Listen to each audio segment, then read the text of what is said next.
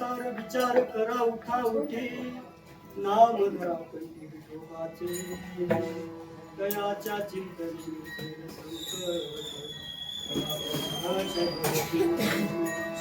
जन्मोनिया कुळी वाचे स्मरे राम जन्मोनिया कुळी वाचे स्मरे राम धरी हाची दयाच्या चिंतनी दिसेल तुका म्हणे कोटी कुळेती पुंडित भावे गाता गीत विठोबाचे दयाच्या चिंतनी संकट पंढरीचा देवाराया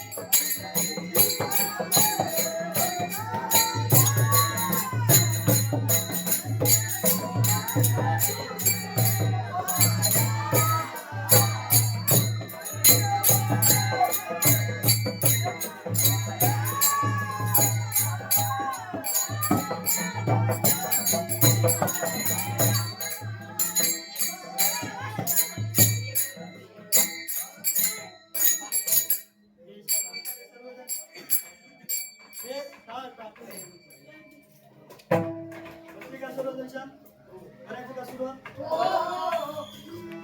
महायोग किती तटे भीमरत्नम.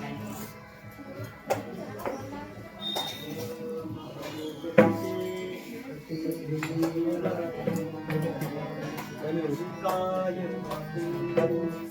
समागत्यतिष्ठं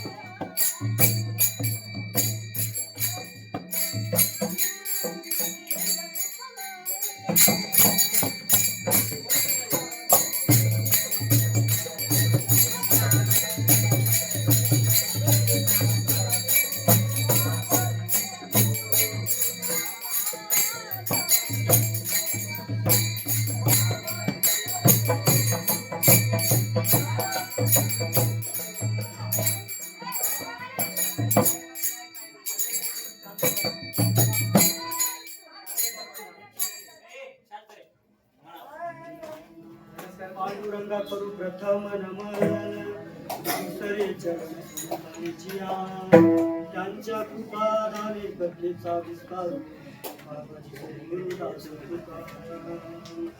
जयांची केली स्मरण होय सकळ विद्येचे अधिकरण याची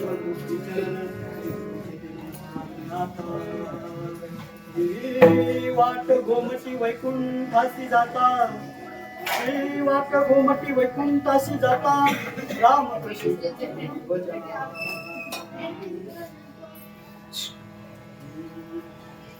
जिजामाऊली गे वंदितो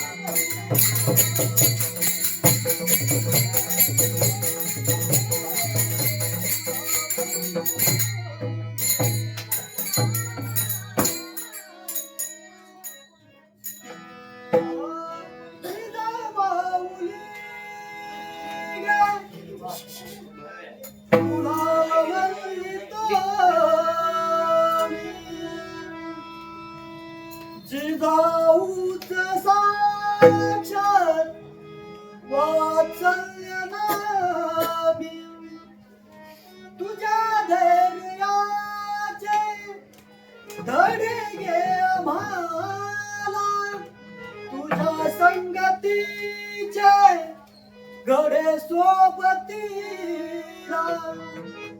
जिजामाऊली गे तुला वंदित तुकाराम तुकाराम नाम घेता का पेरम तुकोबा समर्थ हुशार श्री श्री गुरुचरण सरोज रज निज मधुमुकुर सुधारी बरनहु रघुवर विमल जसु जो धाय गुपल चारी बुद्धिहीन तनु जानिके सुमिरो पवन कुमार बल बुद्धि विद्या देहु मोहि हरऊ कलेश विकार भवन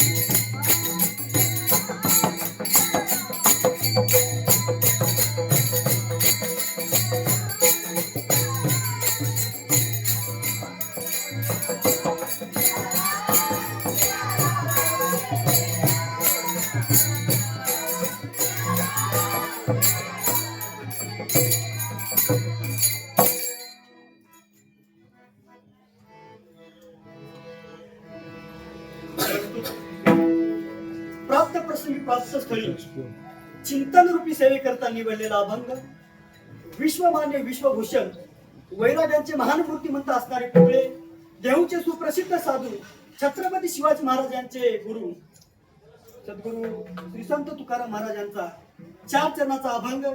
या अभंगातून तुकोबाराय नामाचं महात्म्य सांगतात. विठ्ठल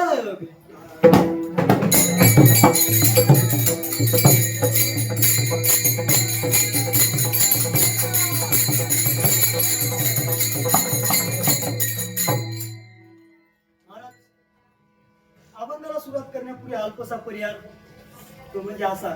आज आषाढी एकादशी बरोबर आहे ना. आषाढी एकादशी आणि माझं भाग्यच म्हणावं लागेल की पहिलं कीर्तन माझं आषाढी एकादशीला आहे. महाराज काय पूर्वजन्मीचं पुण्य म्हणावं का गुरूंची कृपा गुरूंचा आशीर्वाद माझ्या पाठीशी आहे. म्हणून आज मला सुरुवात कोणत्या मुहूर्तावर करून दिली बघा. किती आजचा म्हणजे मोठा हे आहे समजा आपल्यासाठी तो सणच आहे ना आषाढी एकादशी. महाराज सुंदर असं नियोजन आहे. खूप सुंदर. आज आषाढी एकादशी निमित्त माझं कीर्तन या ठिकाणी ठेवण्यात आले आणि कीर्तनाला उपस्थित त्यांनी पहिली चाल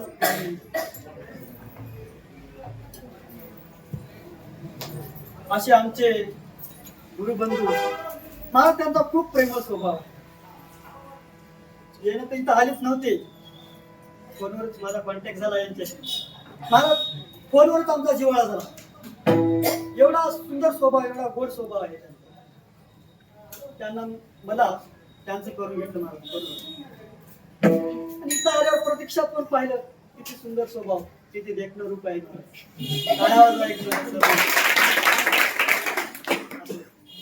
तसेच त्यांना साथ संगत करणारे आमचे दुसरे गुरुबंधू, त्यांचा पण खूप प्रेमळ स्वभाव आहे महाराज.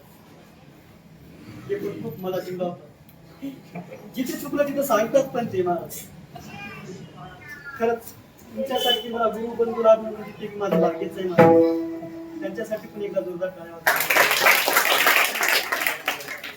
तसेच माझे दुसरे गुरुबंधू असणारे आमचे युवा कीर्तनकार महाराज, काय वर्णावं त्यांचं गुण, किती वर्णू त्यांचे गुण महाराज. खूप प्रेमळ स्वभाव आहे महाराज त्यांना. त्यांनी पण मला त्यांचं सुंदर स्वभाव आहे. आणि मला असं आल्याला वाटलं महाराज, मी गेलो त्यांच्या रूम मध्ये, पहिल्यांदा दुसरा एक मुलगा आला होता. त्यांना असं बोलले महाराज ते, मला वाटलं आता आपलं काही खरं नाही. किती रागीट आहेत की वाटलं महाराज, पण नाहीत रागीट महाराज. त्यांचा स्वभाव खूप सुंदर आहे महाराज. त्यांच्यासाठी एकदा जोरदार सुंदर स्वभाव आहे. तसेच संस्थेमधील विद्यार्थी आणि पप्पा सुंदर अशी साथ करतात. काय महाराज नाव आपलं?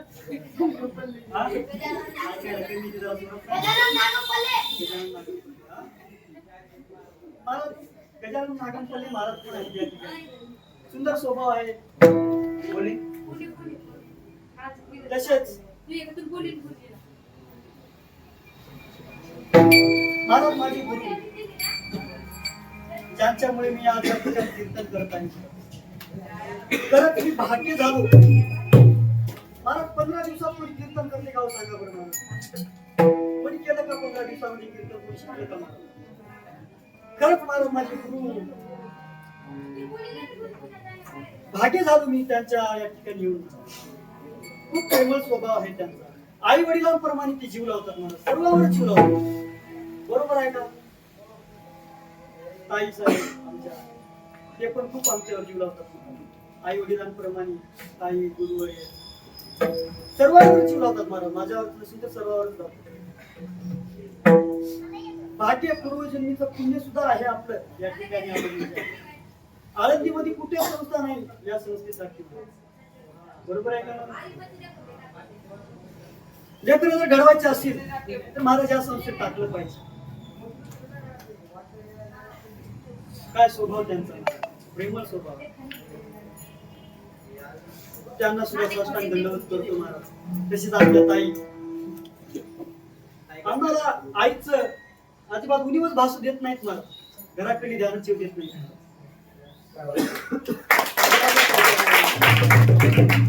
खरंच भाग्य झालो मी, आई वडिलांप्रमाणे गुरु ताई साहेब आम्हाला भेटले. आणि तुम्ही श्रोते माय बाप, तुमचं तर किती गुण वर्णावं. कारण तुम्ही जर नसलात तर कीर्तन मी कोणाला सांगायचं महाराज? कीर्तनाला सांगायचं नाही ना महाराज. तुम्ही आहात म्हणून तर मी आहे. बरोबर आहे. म्हणून महाराज तुमच्या सुद्धा चरणावर साष्टांग दंडवत. महाराज जे आलेत त्यांना, नंतर मग हे राहिले ते राहिले. जे आलेत त्यांना, जे आले नाहीत त्यांना, जे चपला चोरण्यासाठी या ठिकाणी आले त्यांना, जे येणाऱ्याला येऊ देत नाहीत त्यांना, आणि जे या ठिकाणी कीर्तन आहे माहित असून सुद्धा घरी बाजूला पालती पडेल त्यांना साष्टांग दंडवत करतो महाराज.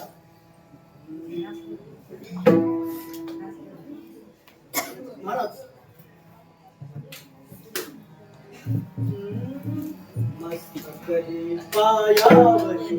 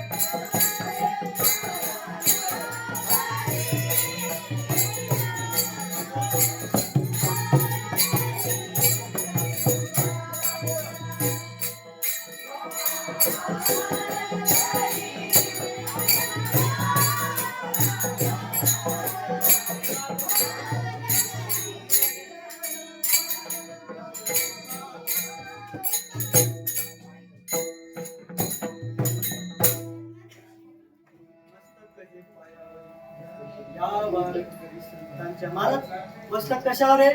पायावर. कुणाच्या आहे? वारकरी संतांच्या आहे. महाराज त्यामध्ये एक महत्वाचा शब्द म्हणजे वारकरी संतांच्या. कुणाच्या? वारकरी असणाऱ्या संतांच्या पायावर मस्तके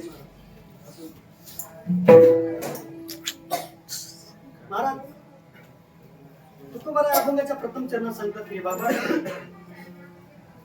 सार काय आणि आसार काय. महाराज तुकोबारा म्हणले सार म्हणजे हे देवाचं नाव आहे आणि आसार म्हणजे हे आपला संसार.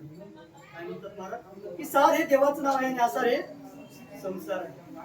पण महाराज या आसारूपी संसारामध्ये तुम्हाला उतरून जायला तुम्हाला काय केलं पाहिजे? देवाचं नाम.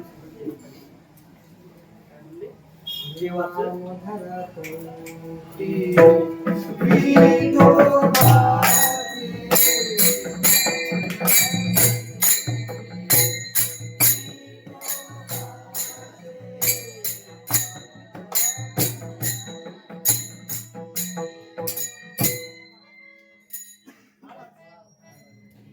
आपण या प्रथम त्यांना सांगतो की बाबांनो तुम्हाला जर या दुःखातून मुक्त व्हायचं असेल, या संकटातून जर मुक्त व्हायचं असेल तुम्ही काय करा?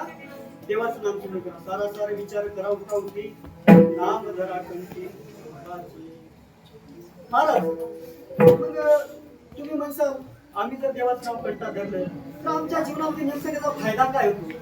तर महाराज आपण दुसऱ्या त्यांना सांगतात की बाबांनो दयाच्या चिंतने निर्सेल संकट महाराज तुमच्यावर किती मोठं संकट येऊ द्या, किती मोठा दुःखाचा डोंगर येऊ द्या, त्या संकटाच्या भवसागरातून तुम्ही सहजपणे तरुण जासाल असं महाराज अभंगाच्या दुसऱ्या चरणात सांगतात. मग महाराज तुम्ही म्हणता बरोबर आहे सार हे देवाचं नाव आहे, आसार हे आपला संसार आहे आणि आसारूपी संसारामधून जर उतरून जायचं असेल तर देवाचं नाव कंठा धरा म्हणतात. बरोबर आम्ही कंठात धरू, पण नेमकं कोणत्या देवाचं नाव कंठात धरायचं? तर महाराज अभंगाच्या तिसऱ्या चरणात म्हणतात बाबांनो जन्मोनिया कुडी वाचे सुरे राम धरे हाती. महाराज म्हणतात तुम्ही कोणत्या कुळामध्ये जन्माला या. काय म्हणतात महाराज?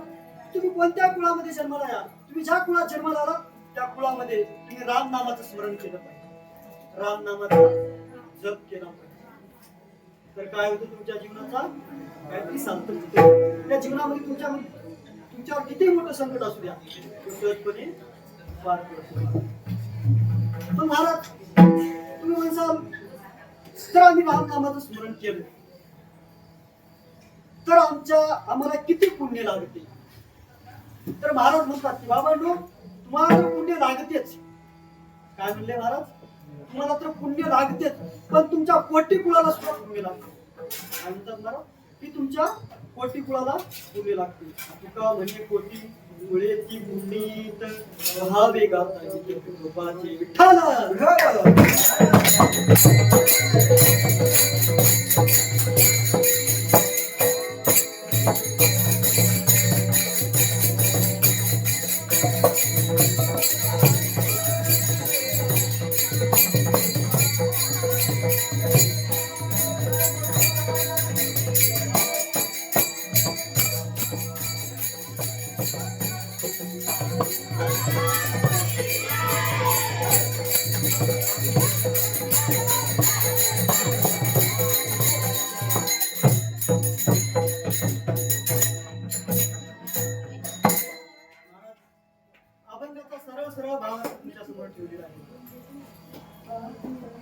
आता उर्वरित टाइममध्ये आपण काय करू? अभंगावर आपल्याला चिंतन करायचं आहे. काय करायचंय? चिंतन करायचं. तर महाराज अभंगाच्या प्रथम चरणात सांगतात आपण तुम्हाला हा जो देह देवाने दिलेला आहे तो कशासाठी दिलेला आहे? फक्त भजन करण्यासाठी दिलेला आहे महाराज.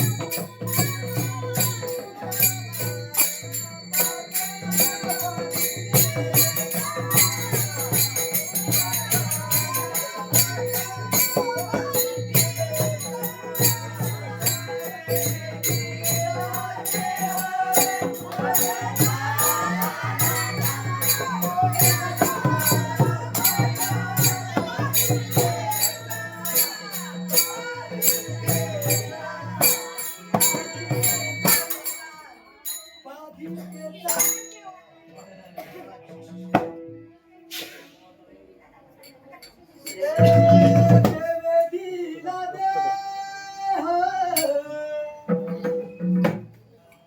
भजन बोमटा डोळ्या झाला फाटा अधिकेचा. काय सुंदर चाल मुली महाराज, टाळ्या वाजवायच्या. महाराज, हा जो देह आपल्याला देवाने दिलेला आहे फक्त तो भजन करण्यासाठी दिलेला आहे. किती सुंदर देह देवाने दिलेला आहे बघा बरं महाराज. तुम्ही एकदा आरशासमोर जाऊन बघा महाराज, हा देह आपला आहे तरी कसं.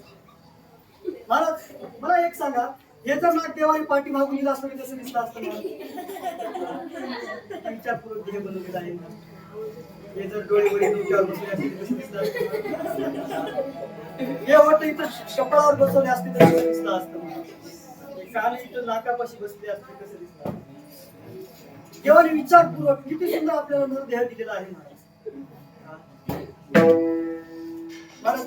आपली आई जेव्हा छोटे असतो आपण तेव्हा किती सुंदर नटतो. पावडर गंध पावडर द्यायचा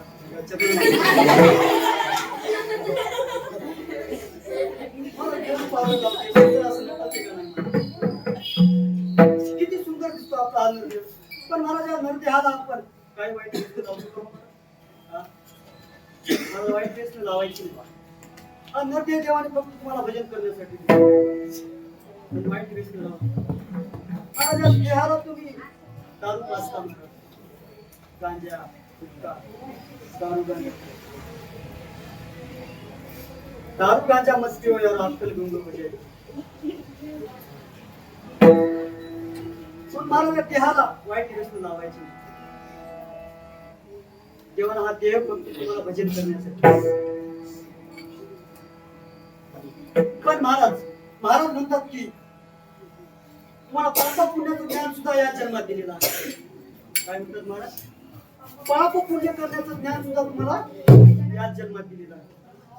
पण महाराजांनी तुम्हाला प्रश्न केला की बाबांनो, पाप पुण्याचं ज्ञान या जन्मात दिलेलं असताना सुद्धा तुम्ही काळीमध्ये बसलेले आहात. काय म्हणतात महाराज? पाप पुण्य करण्याचं ज्ञान या जन्मात भेटलेलं असून सुद्धा तुम्ही काळीमध्ये बसले आहात. तर महाराज यांच्यावर सुद्धा उपाय सांगतात की या पापातून जर तुम्हाला मुक्त व्हायचं असेल आणि जर तुम्हाला पुण्य करायचं असेल काय करा म्हणतात महाराज? की तुम्ही विचार करा. काय म्हणतात महाराज? विचार करा. महाराज काही विचार असे आहेत की ते कधीच करायचे नाही. काय म्हणलं मी? काही विचार असे आहेत की ते कधीच करायचे नाही आणि काही विचार असे आहेत की तो एकदा केल्यानंतर पुन्हा कधी करायचा नाही आणि काही विचार असा आहे की तो सतत करायचा. कोणता विचार कधीच करायचा नाही महाराज?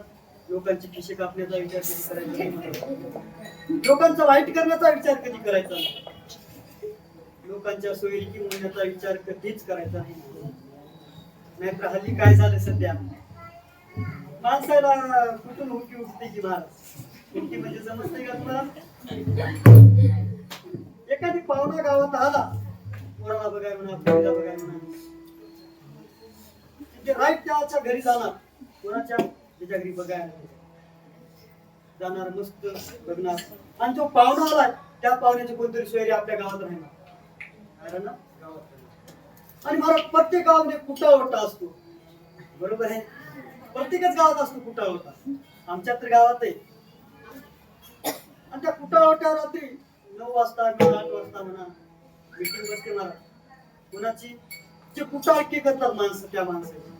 आणि कुटाळकी करणारी माणसं रात्री 8 वाजता बसतात आणि त्या वट्यावर समजा गावची जे दिवसामध्ये झाले ते चर्चा तिथं मांडली जाते.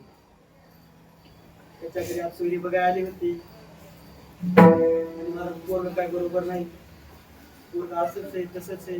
महाराज तर आधीच सोयरी की जमणार आहेत आमच्या पोराच्या. आधीच एक भेटना गेली आमच्या पोरायला आणि त्याच्यामधून दुसरी आमची पोरायसाठी बसली महाराज. आणि त्या जे बघायचं त्या सोयऱ्याची कोणतरी सोयरी तिथं त्या मीटिंग मध्ये हजर राहतात पाहुणीच्या. महाराज सोयरी बोलतात करू का महाराज? पाप लागेल. एखाद्याची सोयरी मोडायचं, कोणाचं वाईट करण्याचं, कोणाचं पाप करण्याचं, कधीच विचार करला का महाराज? मग महाराज कोणता विचार असा आहे की एकदा केल्यानंतर पुन्हा करायचं नाही महाराज? महाराज माणसाने लग्न करण्याचा विचार एकदाच करायचा, पण दुसरी करण्याचा विचार करायचा नाही. लग्न करण्याचा विचार एकदाच करायचा, पण दुसरी करण्याचा विचार करायचा. दुसरी केल्याने काय होतं सांगतो तुला एक उदाहरण. महाराज काय झाले, एक म्हातारे आजोबा होते, बरोबर आहे. एक म्हातारे आजोबा होते 60 वर्षाची, आणि त्याला काय काय म्हणून पाठीमध्ये त्याचा बल्ब डिपी फ्यूज सर्वच गेलेला होता महाराज. कोणाला साथ नव्हती, तरी सुद्धा त्याला लग्न करायचं होतं महाराज. दुसरं आणि त्याने केलं लग्न महाराज. त्या काळामध्ये पोरी देत होत्या तेव्हा, कारण पोरी जास्त होत्या पोरं कमी होती म्हणून पोरी देत होती. पण आता एक भेटायची पंचायत आहे असं लग्न केलं महाराज. त्यानं दुसरं एक 18-20 वर्षाची मुलगी केली असेल महाराज. करून घेऊन गेले घरा महाराज. पण पहिलीच बायको होती घरी, जी म्हातारी होती, ती पण 50 वर्षाची. महाराज सवती म्हणलं की जमत नसतं, कोणाच्याच घरामध्ये जमत नसतं. या सवतीचे भांडण होऊ लागले रोज. भांडण होत असताना महाराज या म्हातारा बाबा महाराज त्या म्हाताऱ्याने काय केलं, तर रोज भांडण करत आहेत, रोज भांडून घेत आहेत. म्हणून काय केलं त्याने, या दोघीला वेगळं ठेवण्याचा निर्णय घेतला महाराज. आणि त्या दोघीला वेगळं ठेवलं. आणि जो घरामध्ये पसारा होता तो हिला अर्धा देण्यात. आणि जी मोठी होती, जी पहिलं लग्न झालेली होती, तिला काय केलं, खाल्ल्या आळीला ठेवलं. आणि जे नवीन लग्न झालं तिला वरच्या आळीला ठेवलं. आळी म्हणजे समजते, जे आता आपल्याकडे 1 मजली 2 मजली बिल्डिंग म्हणत होतो ना, तेव्हा त्यांना आळी म्हणत होती. खालची आळी, मधली आळी, वरची आळी. तिचे नवीन लग्न झाले तिला काय केलं, वरच्या आळीला ठेवलं. आणि जी पहिल्याची बायको तिला खालच्या आळीला. पण मला पंचायत अशी की त्या घरामध्ये महेश एकच होती. मग द्यायची कोणाला? प्रश्न तर आहे ना, एक म्हैस द्यायची कुणाला? मग त्या म्हाताऱ्या बाबाने विचार केला की काय करायचं, अर्धी म्हैस हिला द्यायची, अर्धी म्हैस हिला द्यायची. बरोबर आहे. म्हणजे जे पाठीमागचा भाग आहे ते काय करायचं, जी नवीन बायको केली होती तिला द्यायची. पुढला भाग होता तो जुन्या बायकोला द्यायचा. महाराज काय सांगा, जी जुनी बायको होती ना, रोज चारा आणून त्या म्हशीला टाकायची.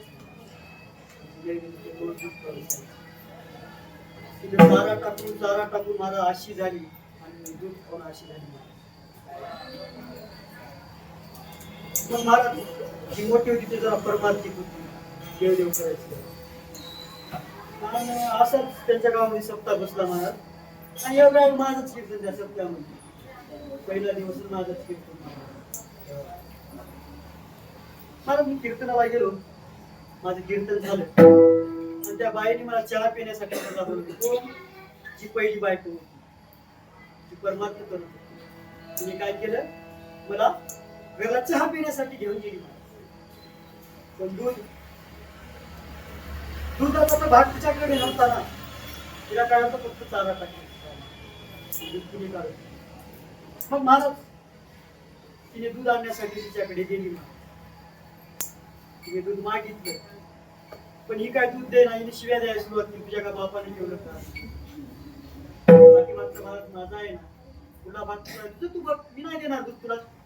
मग महाराज ते उद्गार असे शब्द ऐकून तिची मोठी होती असं गरजा करायला सुरुवात केली. महाराज जोर जोरानं ओरडायला लागली, शिव्या द्यायला लागली. शेजारच्या बायला काय काम असतं,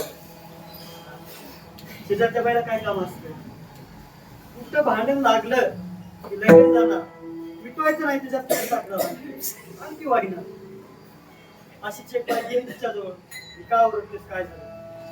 ती सांगली की माझ्या घरी ते गोविंद्या आला कलारीचा, म्हणजे गोविंदाचा बी उतार, महाराजाचा बी उतार. महाराजाला पण सोडलं नाही. ते महाराज आले माझ्या घरी आणि त्यांना चहा करण्यासाठी दूध मागायला गेले. तिनं असं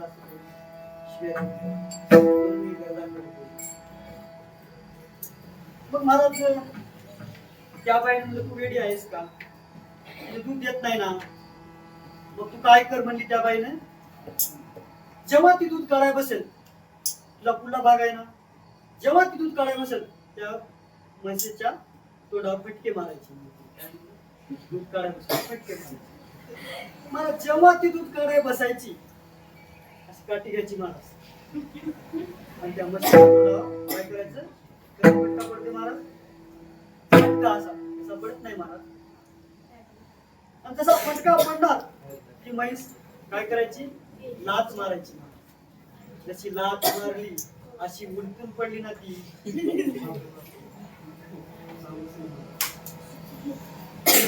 जेव्हा दूध काढायची तेव्हा त्या म्हशीच्या तोंडावर फटके मारायचे. पण महाराज ती म्हैस काय दूध देईना, फटके मारले.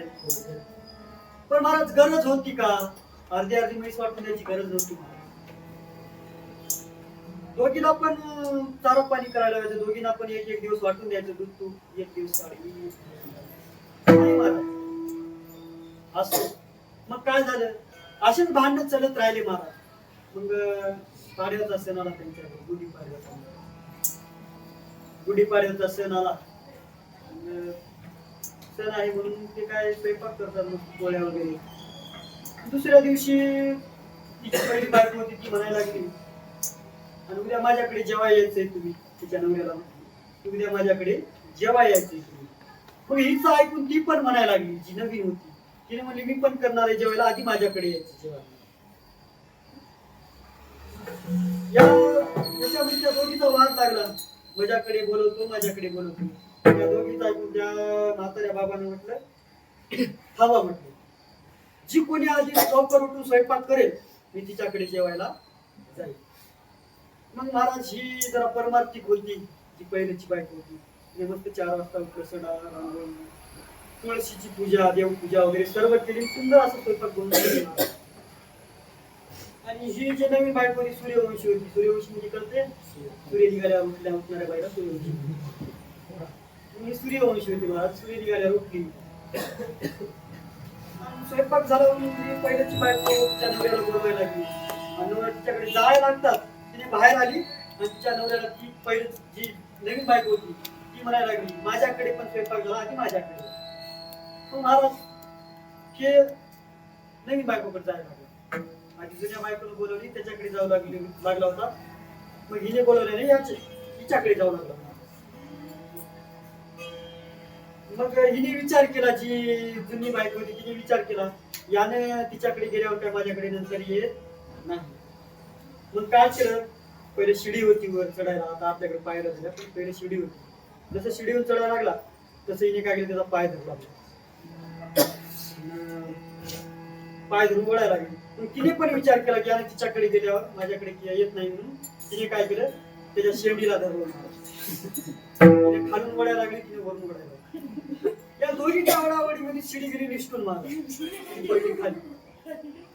मग माझा योगायोगाने घराच्या बाजूने एक व्यक्ती चालला होता, आणि तो व्यक्ती त्या म्हाताऱ्या आजोबाला म्हणायला लागला, आज गुढीपाडवा आहे, गुढी उगाली नाही.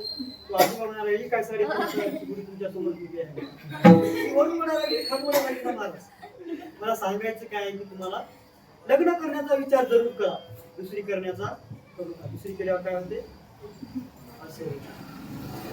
आणि महाराज लोक सध्या काय झाले, काय पण विचार करायला लागले, काय पण विचार. एका व्यक्तीने काय केलं, आता सध्या लग्न व्हायला चालली ना, कोणी पोरी द्यायला तयार नाही. कसे आपण नीट वागले तर देतील ना. तर महाराज पुढ्या खाऊन दारू जर गावाने लढू लागले तर कसं देतील तुम्हाला. बरं तुम्हीच सांगा, तुमची पोरगी एखाद्या पिदाड्याला द्यावं वाटते का महाराज, नाही ना. त्यांचं पण तसंच असते ना, पिल्यावर कोण देते पोरगी.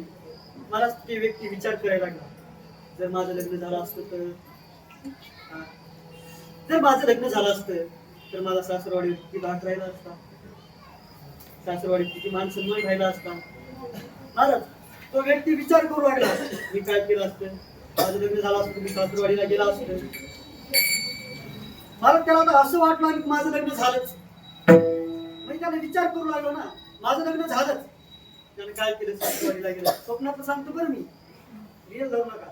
त्याने काय केलं, सासरवाडीला गेलं. सासरवाडीला गेलं, सुंदर अशी सासूने त्याला पाय दिवायला पाणी दिलं आणि पाय धुतलं. सुंदर असा पाठ टाकून दिला, त्याला पाटावर बसला. सासूने सुंदर असा स्वयंपाक बनवला मला, गिरड्या, पापड, भजी बिजी स्वयंपाक बनवला मला. आणि ते जावायला बोलवलं, रांगोळ काढली हो जावायला बसायला. ते विचार करू लागला बरं कसा रांगोळ काढायचा. रांगोळ काढली जावायला बसायला, पाठ मस्त टाकला पाठ त्या रांगोळीमध्ये आणि त्या पाटावर तो जावाई बसला मला. जावाई बसला आणि त्या सासूने काय केलं, त्या जावायला सुंदर असं ताट वाढून दिलं. काय धिरड्या आलं, मस्त असं भजी, गुलाबजामुन, सुंदर असं स्वयंपाक. तुम्हाला माहिती पण आहे ना, सुंदर असा स्वयंपाक खायला लागला मला. पण त्याने ती धिरड्या पहिल्यांदा खात होता मला, पहिलं कधीच खाल्लं, पहिली वेळेस खात होता मला. महाराज काय त्याला एवढं सुंदर लागले महाराज धिरड्या, एवढ्या ते न राहता सासूला विचारलं महाराज त्याला काय म्हणतात. ती सासू म्हटली महाराज त्याला की याला धिरडे म्हणतात. काय म्हणतात त्याला, धिरडे म्हणतात.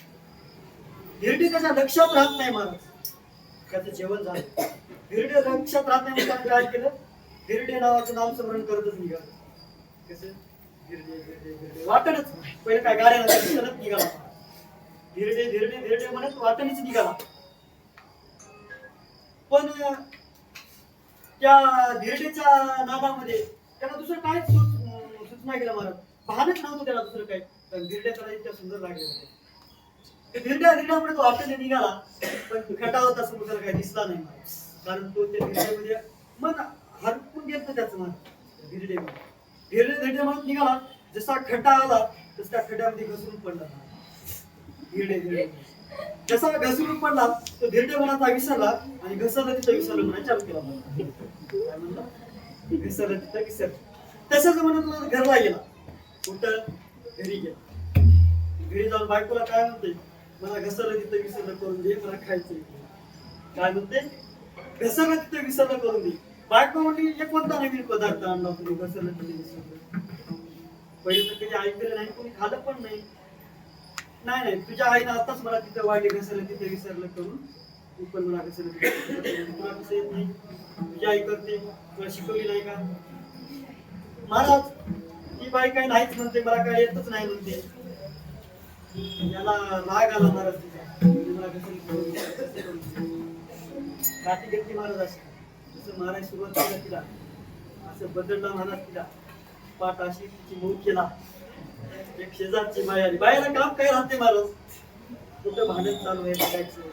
भांडण मिटत असते तेल टाकायचं. ती बाई आली तिच्या जवळ, काय झालं काय झालं. ते मला कसं करून दे म्हणतात. करून देण्या गेला माझे बघा पाठ मध्ये कशी केली. बाई पाठ बघली, माय काय पाठ धिरडी होती झाली माय, काय पाठ धिरडी होती झाली माय म्हणली त्या बाई. त्याला ऐकलं धिरडी, ऐकून तिच्या जवळ गेला. हा धिरडी बरोबर आहे, धिरड्या करून देईल की तुझ्या आईने मला, धिरड्या करून दे मला म्हणलं. त्या महाराज ती बाई म्हणली पहिलं म्हणता आलं नाही का तुम्हाला, तुमच्या व्यक्तीने सर्व हक्कच सांगितली.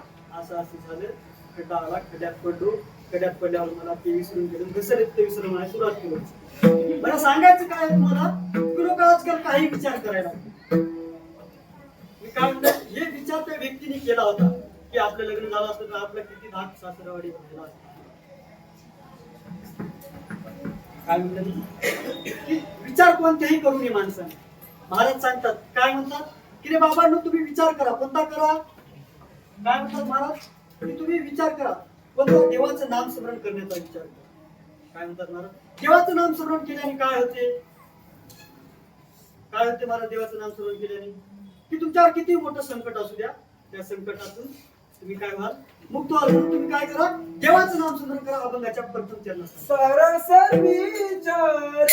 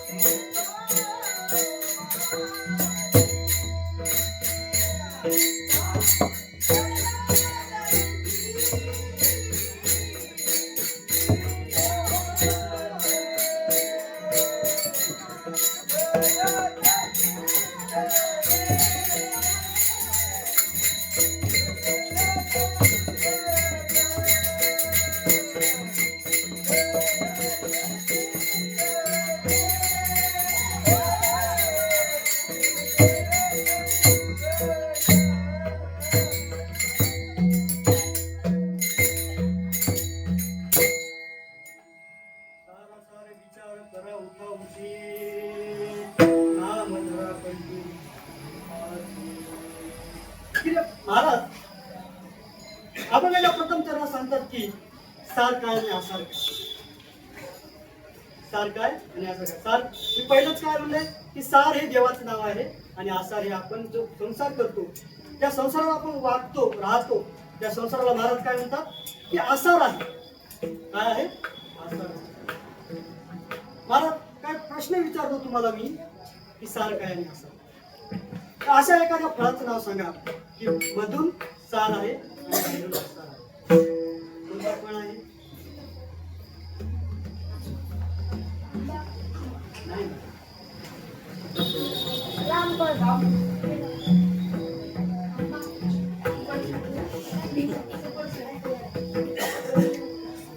शेंग पाहिली का भुईमुगाची शेंग. त्याचं टर्फल काय त्याचं टर्फल आसार आहे. म्हणजे तो आपल्या कामाचा एक म्हणजे मधला शेंगदाणा असतो ना तो आपण खातो म्हणून त्याला काय म्हणलं देवा महाराजांनी त्याला सार म्हणतात की आपल्या कामाला. तसं देवाचं नाव सार आहे.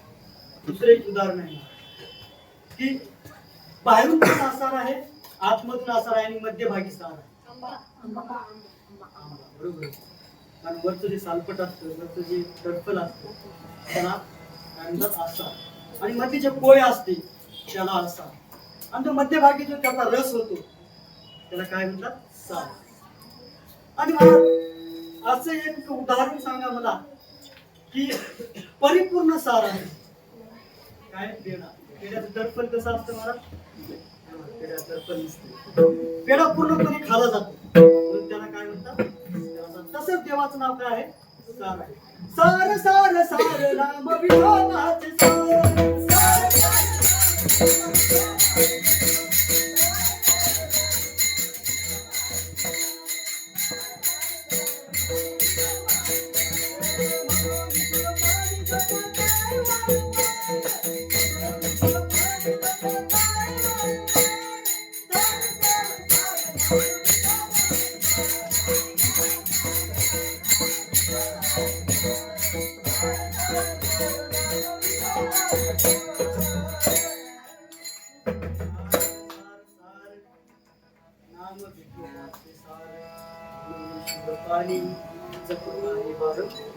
काय म्हणले महाराज की हे देवाचं नाव पूर्णपणे सार आहे. म्हणून काय करा तुम्ही देवाचं नाम स्मरण. काय म्हणले महाराज तुम्ही देवाचं नाम स्मरण करा. महाराज देवाचं नाम स्मरण केल्याने काय होते. काय होते देवाचं नाम स्मरण काय केल्याने काय होते महाराज सांगतात अभंगाच्या दुसऱ्याच्या.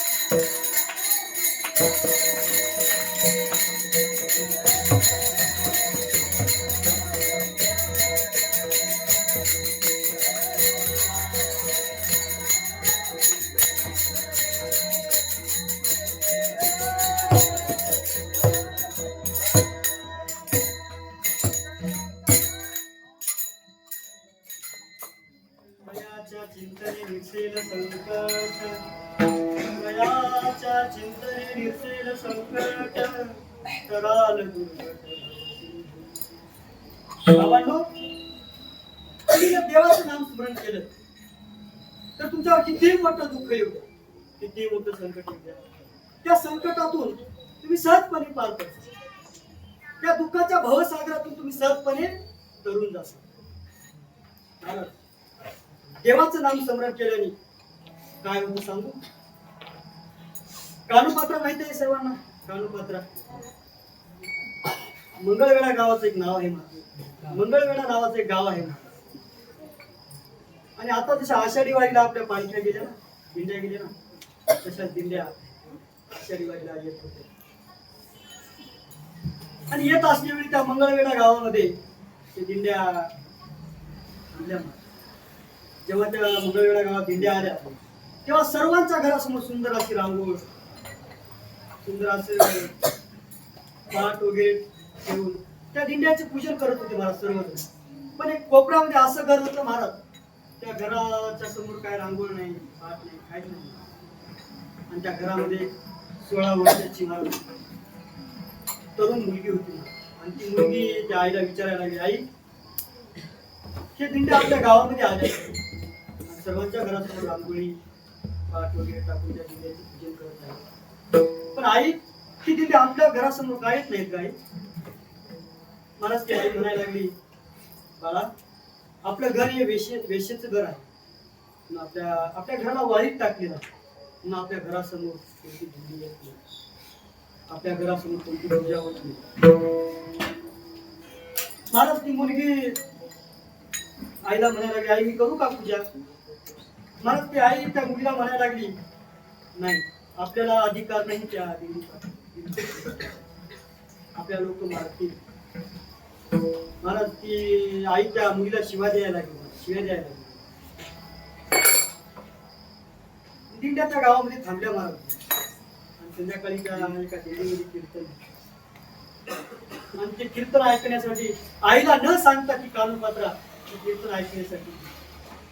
आणि मला त्या कीर्तनामध्ये चालू होतं, किती सुंदर आहे देवाचं, किती वर्णन करत आहे, किती सुंदर आहे महाराज. कुमारे मदना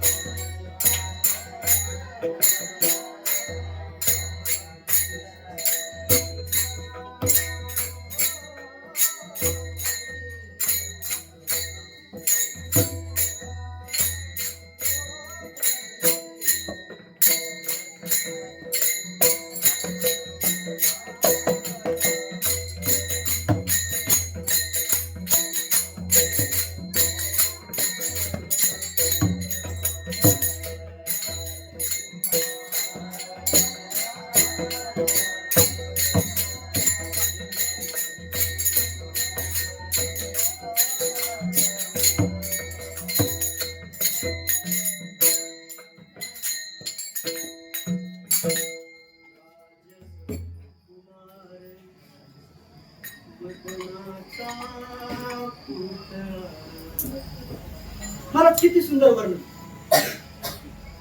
त्या कीर्तनामध्ये चालू होतं. महाराज देव किती सुंदर आहे. आणि ते त्या कानुपात्रात ऐकलं महाराज. महाराज कानुपात्र अशी होती महाराज, तिच्या एवढं सुंदर जगात कोणी नव्हतं महाराज. त्या कानुपात्र माझ्यापेक्षा सुंदर देव आहे. त्या कानुपात्राला अहंकार झाला, देव माझ्यापेक्षा सुंदर आहे. महाराज किती सुंदर होते सांगू कानुपात्रा. महाराज तुम्ही रस्त्याने चालत असताना एखाद्या कमळाच्या फुलावर हात लागला ना, तो कमळ उमगत होतं. नागरीचा विडा जर कळत तिच्या घशातून दिसत होता महाराज, ती इतकी सुंदर होती. आणि ती कानोपात्रा देव पाहण्यासाठी पंढरपुराच्या मंदिरात गेली. आणि जशी मंदिरात जाते तसा देवाकडे पाहते महाराज, ती तो देव काळा दिसतो महाराज. नुसता काळा नाही, काळा कुट्ट देव दिसतो महाराज तिला. कसा काळा कुट्ट. आणि ती कानोपात्रा म्हणते, आणि ह्या देवाला सुंदर म्हणत आहे, हे तो काळा कुट्ट देव आहे. महाराज त्या कानोपात्रेने त्या देवाच्या पायावर मस्तक ठेवलं, दोन्ही हात सुद्धा ठेवले नाही. काय केलं, उजव्या हाताचं हे बोट त्या कानोपात्रेच्या पायावर ठेवलं, देवाच्या पायावर त्या कानोपात्रेने ठेवलं. आणि जसं हे बोट त्या कानोपात्रा देवाच्या पायावर ठेवते, त्या देवाच्या पायाला खड्डाच पडतो. आता सुद्धा बघा त्या देवाच्या पायावर खड्डा आहे. जसं कानोपात्रा बोट ठेवते तसं खड्डा पडतो. किती पवित्र आहे कानोपात्रा, याच्यातून कळून येतं पवित्र आहे कानोपात्रा. होतं तिचं घर वेश्येचं, पण ती पवित्र होती. जसा खड्डा पडला महाराज, ती देवामध्ये मन हरपून जाते महाराज. त्या खड्ड्याकडे बघलं ना, त्या कानोपात्रेचं मन त्या देवामध्ये हरपून गेलं महाराज. आणि ती गळ्यात विना घेऊन सुंदर असं पायात घोंगडं बांधून नृत्य करायला लागली.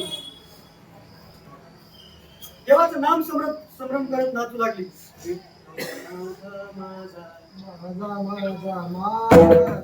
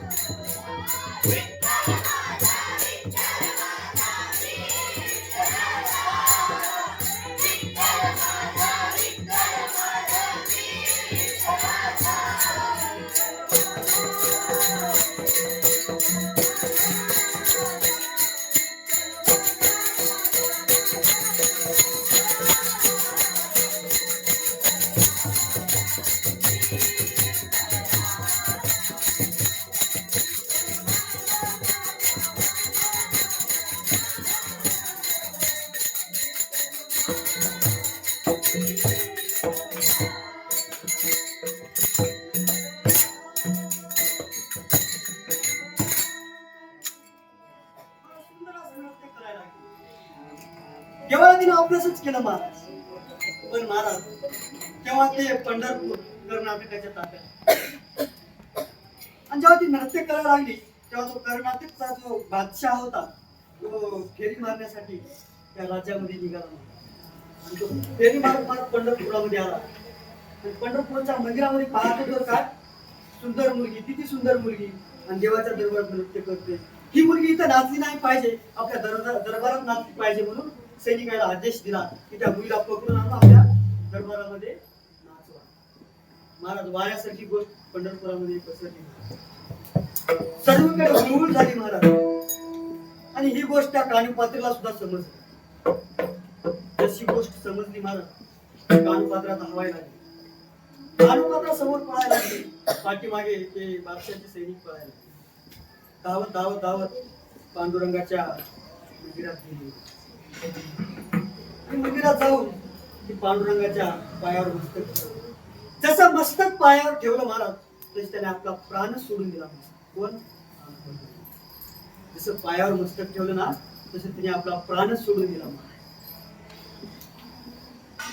मग महाराज सर्व गाव एकत्र गोळा झाले मंदिरामध्ये.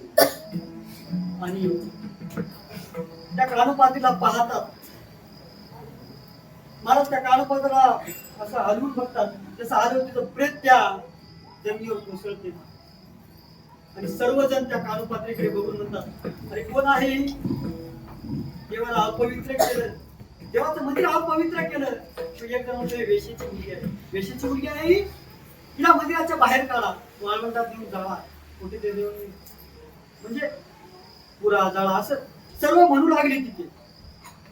पण महाराज त्या काळी अनंत शास्त्री नावाचा एक पंडित होता. आणि तो त्या ठिकाणी आला. विद्वान होता, खूप विद्वान होता महाराज. आणि तो पंडित म्हणायला लागला, थांबा म्हणा, हिला कोणीच बाहेर काढायचं नाही. मी काय करतो, रात्री तिचं प्रेत तिथं ठेवतो आणि मी देवाला विचारतो की काय करायचं. महाराज तेव्हा पंडिताला देव बोलत होता, आता नाही, कारण त्यांनी कोणाचा उपाय घेतला नव्हता. रात्रीची 1 वाजताचा टाइम आहे, 1 वाजताची वेळ आहे. त्या कानोपात्याचं प्रेत जमिनीवर झोपवलं. आणि हा जो अनंत नावाचा शास्त्री आहे तिच्या शेजारी झोपला. आणि विटेवरच्या मालकाला आवाज दिला.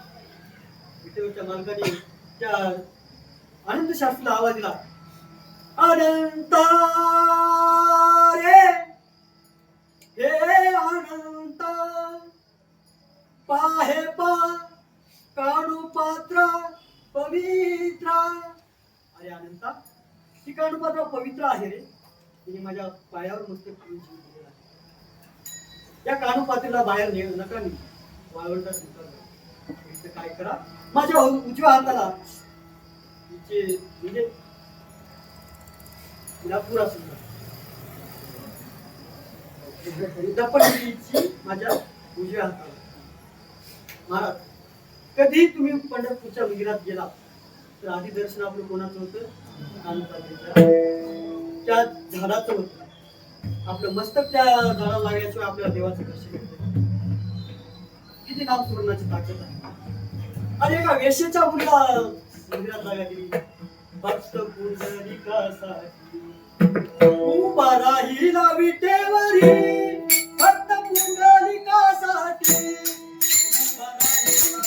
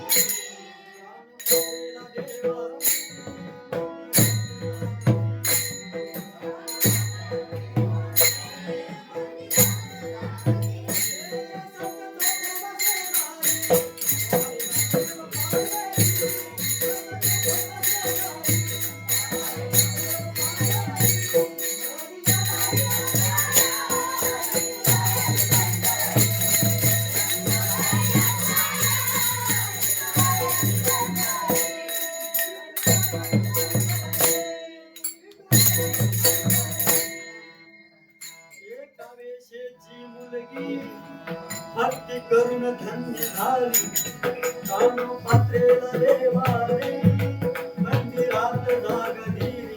मला वेश्येची मुलगी होती. तिने भक्ती केल्यामुळे तिला मंदिरात जागा दिली. किती ताकद आहे देवाच्या नाम स्मरणामध्ये सांगायचं.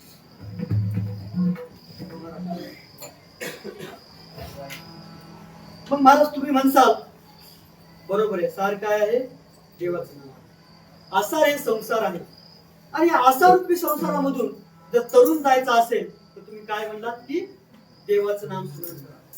मग महाराज आम्ही नेमकं करायचं कोणत्या देवाचं नाम स्मरण? तर महाराज सांगतात अभंगाच्या तिसऱ्या चरणी, जन्मोनिया कोणी वाचे स्मरे राम.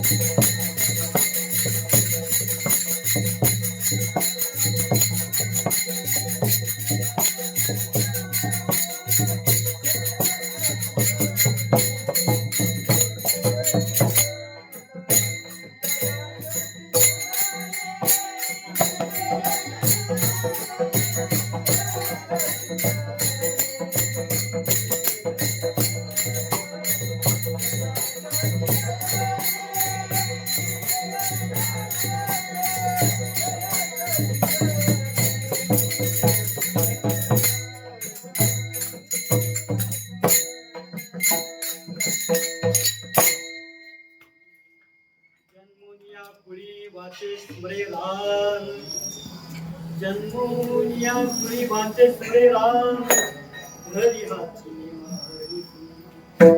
महाराज म्हणतात अभंगाच्या तिसऱ्या चरणामध्ये की बाबांनो तुम्ही कोणत्याही कुळामध्ये जन्माला या. काय म्हणले महाराज की तुम्ही कोणत्याही कुळामध्ये जन्माला या, ज्या कुळामध्ये तुमचा जन्म झाला त्या कुळामध्ये तुम्ही काय केलं पाहिजे?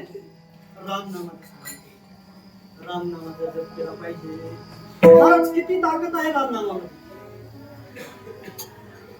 किती ताकद आहे रामनामाच्या स्मरणामध्ये महाराज. अरे आपण तर काय दगड तरली पडले. रामनामाने काय झालं? पाण्यावर दगड सुद्धा तरली. आपण कशी नाही करणार?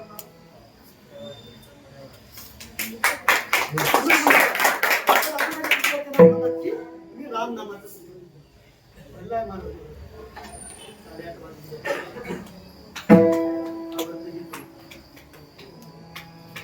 की रामनामाचं स्मरण करा. सांगण्यासारखं भरपूर काय आहे पण टाइम कमी आहे. आणखी 2 तास बोलू शकतो पण टाइम कमी. 8:30 वाजले, 2 तास झाले. आणखी अर्धा तास घेतो, चालेल ना महाराज? अर्धा तास. आता इथून पुढे बोर नाही होणार महाराज. तर महाराज अभंगाच्या तिसऱ्या चरणात सांगतात की रामनामाचं स्मरण करा. मग रामनामाचं स्मरण केल्याने आम्हाला नेमकं पुण्य किती लागते? महाराज अभंगाच्या शेवटच्या चरणात तुका माने बोंबे कुणी ते पुनिता. तुका माने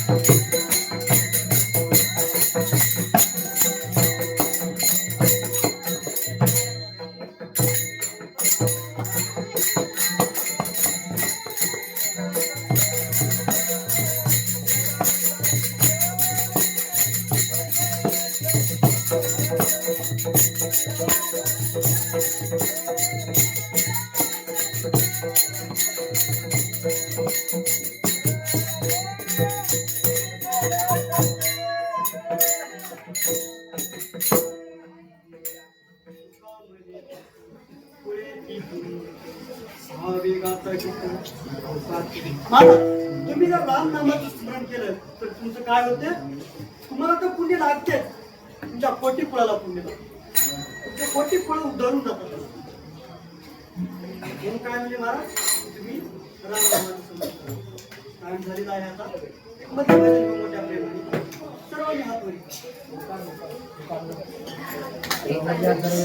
सर्वांनी वर हात करा. तुम्ही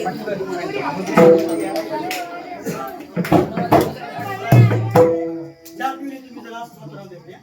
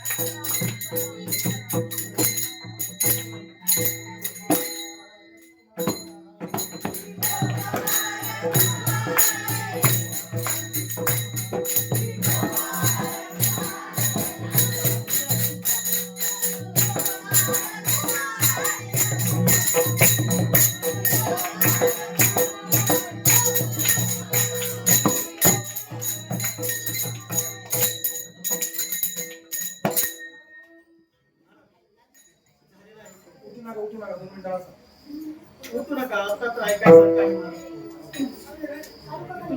चांगलं कीर्तन झालेलं आहे महाराज, पण जाताना शेवटी 3 गोष्टी सांगून जातो. कधीच विसरायचं नका. माझं कीर्तन समजा घरला घेऊन जाऊ, पूर्ण कीर्तन नका घरला घेऊन जाऊ मला, पण ह्या गोष्टी घरला घेऊन जा. या गोष्टी तुमच्या मुलाबाळाला समजून सांगा. या गोष्टी कधीच विसरायच्या नाही. एक, आपल्या आई वडिलांना कधीच विसरायचं नाही. दुसरी गोष्ट म्हणजे आपण या ठिकाणी सुरक्षित आहोत, जे सीमेवर आपल्यासाठी लढत आहेत त्या जवानांना कधी विसरायचं नाही. आणि तिसरी गोष्ट म्हणजे ज्यांच्यामुळे आज आपण सुरक्षित आहोत, ज्यांच्यामुळे मंदिरामध्ये आपल्या देव दिसत आहे, ज्यांच्यामुळे आपण आज हिंदू म्हणून जगत आहोत, ज्यांच्यामुळे आपला हा संप्रदाय भेटलेला आहे, त्या छत्रपती शिवाजी महाराजांना कधी सांगू तुम्हाला, आई किती आपल्यावर प्रेम करते. एका उदाहरणातून तुम्हाला सांगतो. तुम्हाला आपली आई आपल्यावर, एक आई त्याच्या मुलाला विचारायला लागली, महाराज एक शांतपणाने एवढं ऐकलं तर माझं कीर्तन सफल होईल. फक्त एवढंच ऐकावं, दुसरं काहीच ऐकू नका. माझं कीर्तन घरला घेऊन जातो. एवढ्या 3 गोष्टी घरला घेऊन सांगू, आई आपल्यावर किती प्रेम करते. महाराज एक आई त्याच्या मुलाला विचारायला लागली की बाळा, जर माझा डावा डोळा गेला तर तू काय करशील.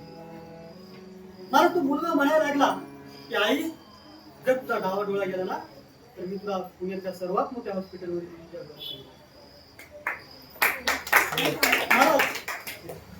ती आई म्हणायला लागली, अरे बाळा, जर माझा डावा डोळा पुण्यात जाऊन नीट नाही झाला तर तू काय करशील.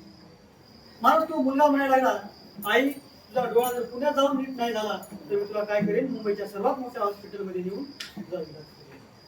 मग तो आई आणखी नंतर म्हणायला लागली, जर मुंबईला जाऊन जर माझा डोळा नीट नाही झाला तर तू काय करशील.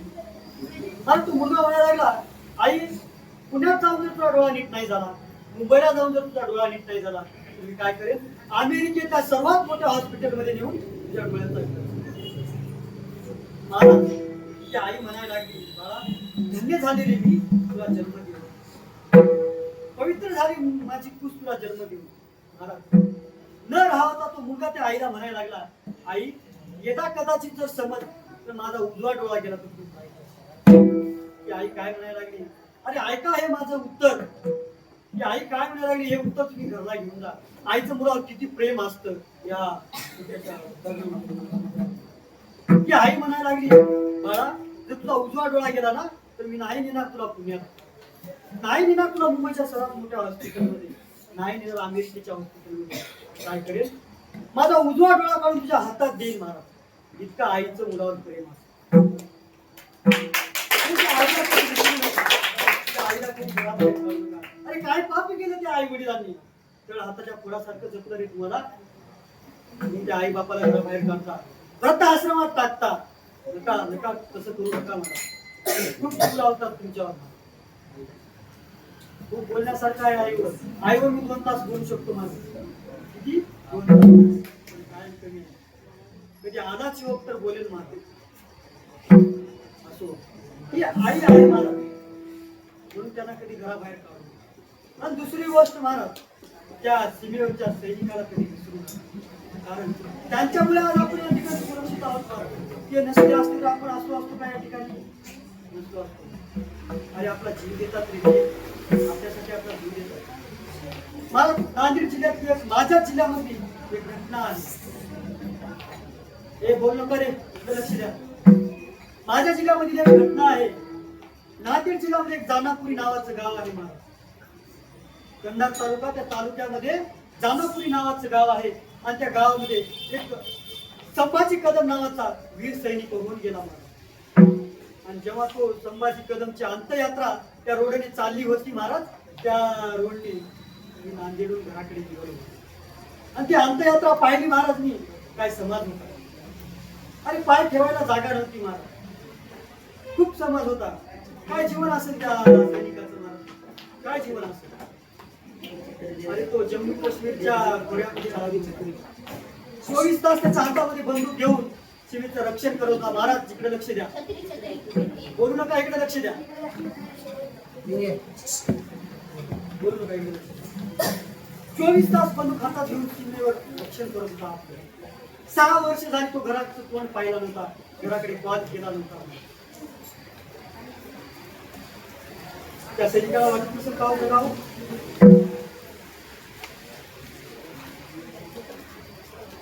किती अवघड जीवन आहे महाराज.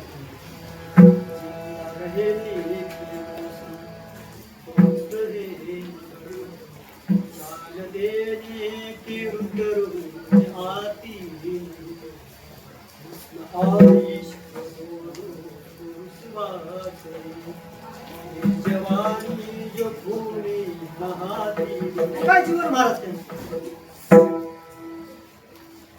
जर चुकून आलाच एखादी संदेश, 6 वर्ष झालं घरात कोण पाहिजे, जर आलाच चुकून संदेश महाराज,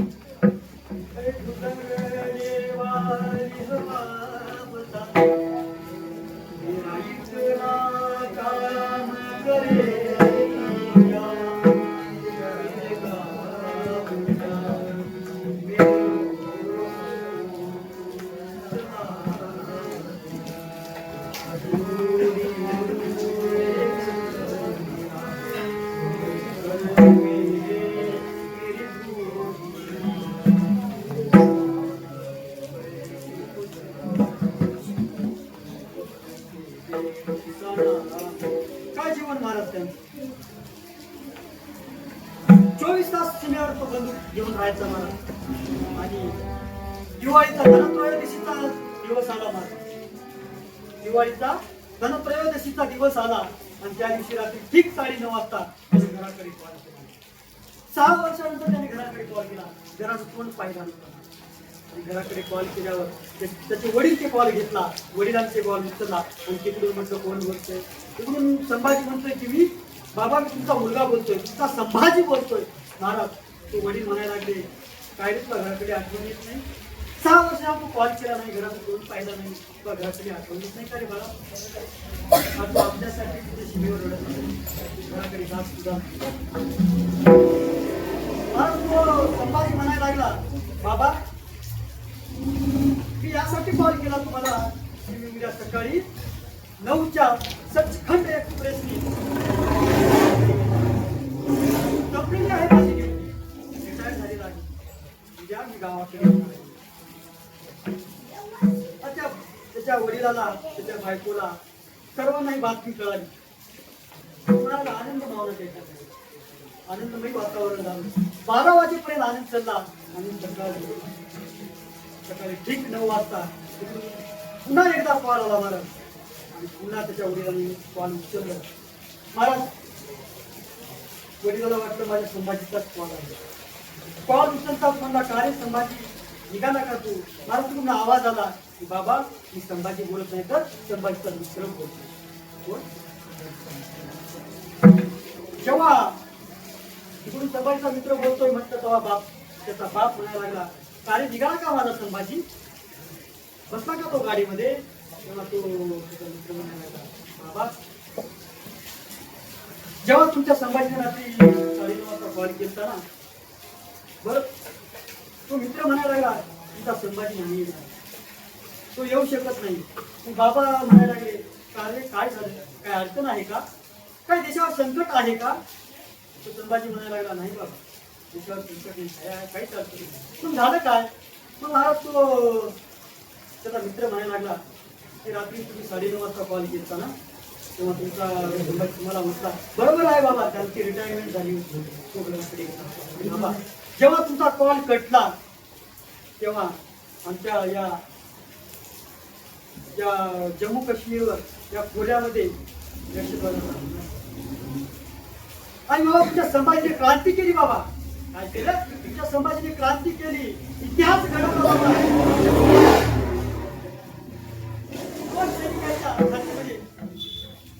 महाराज 4 गोळ्या घातल्या. तुमच्या संभाजीने 2 सैनिक संपवले बाबा. सैनिक जाग्यावर ठार केले. पण बाबा दुर्दैव इतकं झालं तिच्या संभाजीच्या तर 2 सैनिकांच्या 4 गोळ्या गेल्या बाबा. आणि संभाजी या मातीसाठी या देशासाठी शहीद झाले. संभाजी जमिनीवर कोसळले. जब देश में थी दिवाली ओ रहे थे बोली.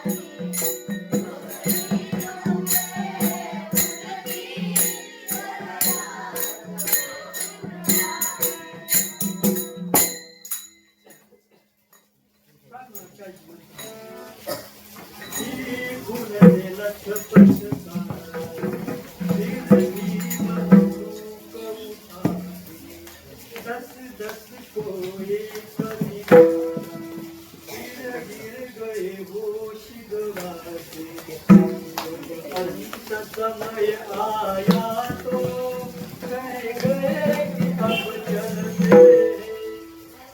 रहना देश की जान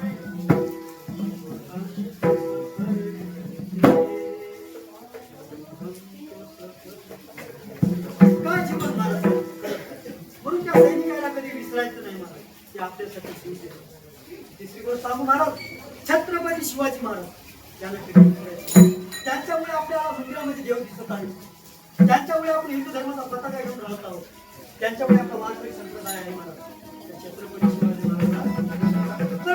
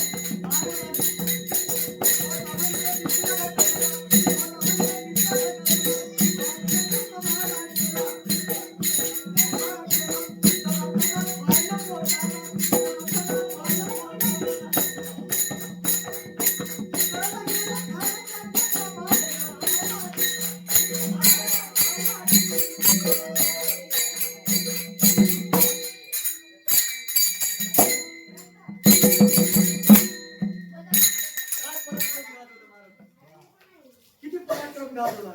अफजल खानाचा वध प्रतापगडच्या पायथ्याशी केला.